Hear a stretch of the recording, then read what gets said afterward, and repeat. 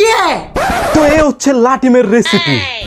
মানে হচ্ছে আগে লাটিম দিয়ে মানুষ খেলতো, এখন মানুষ লাটিম খাবে। বলেন কি? এই লাটিমের রেসিপি মুখ দিয়ে খেতে হবে নাকি পিছন থেকে ঢুকাতে হবে তা আমি জানি না। আহারে কি কোন?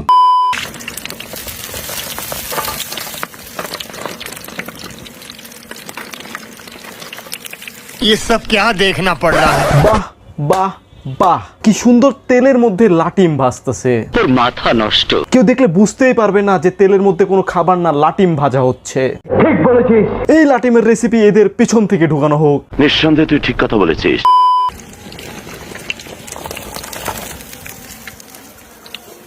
देखा आपने लापरवाही का नतीजा।